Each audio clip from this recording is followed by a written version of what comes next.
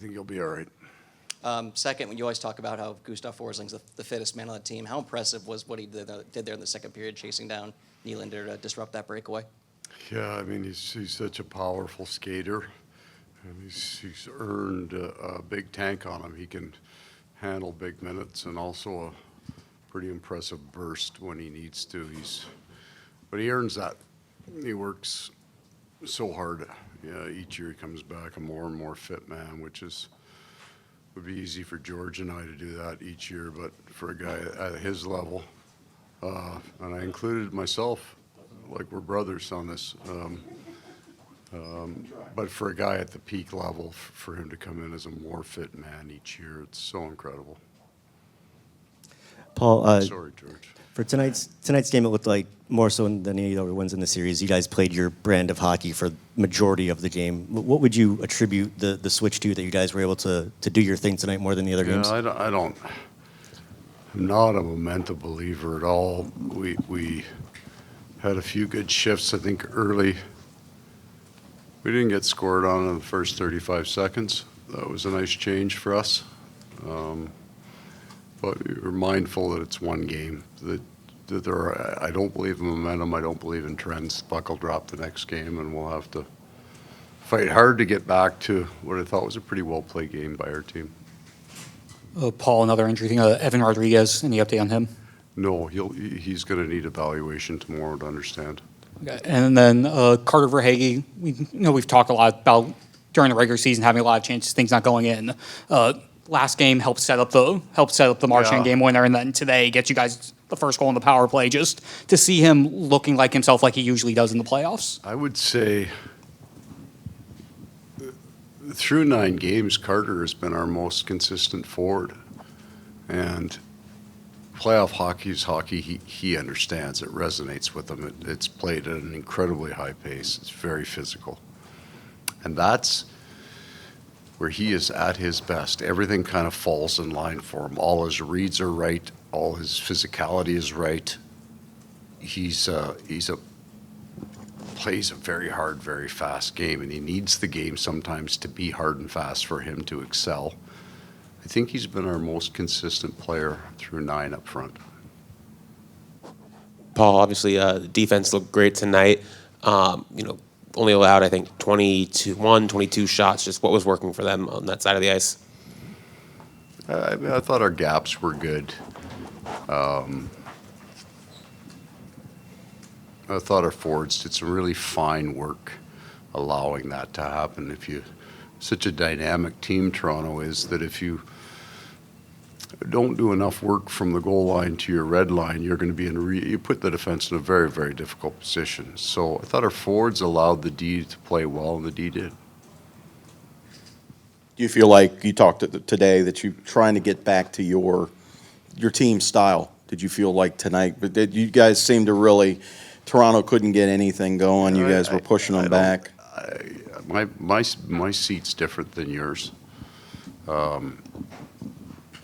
They are dynamic and they are dangerous at all points. It's very similar to the feel of Tampa Bay. So I didn't feel that it. I never ever look at the shot clock. That tells me nothing in the game. I like the way we played, and that would be about the extent of it. I mean, you've flipped Carter Verhaeghe onto that second line at times to get it going, and I mean, this year it seems like it's hitting a different level, especially with Carter having more hits through 8 games than he had last year in 20. I mean, what have you seen from that line as a whole since Carter got put down there? Okay, well, Carter was very good with Barkov and Reinhart for sure. I think that Matthew is back to his full game, and that was part of it, right? Like, if you follow the flow chart of line changes, I think I played Matthew 12 minutes in his first game of the Tampa series, and he's just kind of gotten.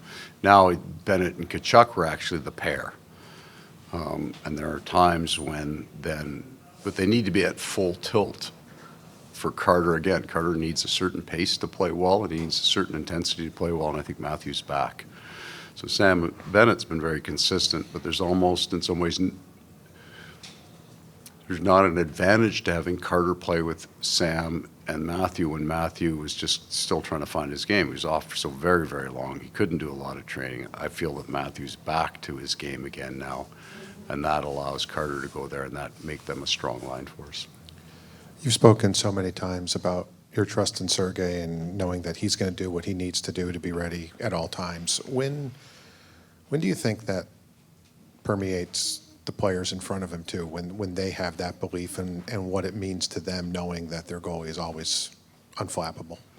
I think we just totally take him for granted, which is what happens to all elite goaltenders. I mean, I can speak for myself. If he has a game that you don't think it's Sergei Bobrovsky-like, I spend no time wondering if the next one's going to be like that. And if he had two, he's his own little leadership committee there. He just goes in and gives us so many consistent looks that look like tonight. I don't spend any time thinking about goaltending, thank God. I'll just screw it up. What did you think of the Domi hit? I think that the league looks at those things very closely, especially at that point in the game, and that's their job. Paul, what do you like about how your power play handled the sequence in the first period? I'm sure the pressure is growing as you get some chances there. I'm going to get my games confused, but our first power play, I think in game 3, might have been game 2, was really, really good and didn't score. And that was kind of the message to them there, right? Like, those guys are all your most skilled players. They feel the weight of it when it's not going. Well, they handle it right on the bench. I mean, that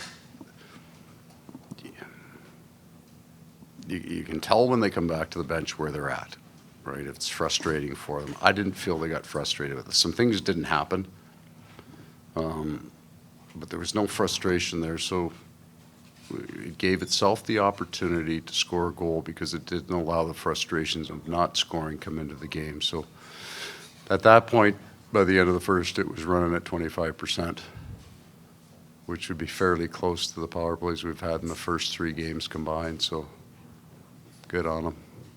Thank you. Thanks, Okay. everyone. Have a great night. Thank you. Sorry, George.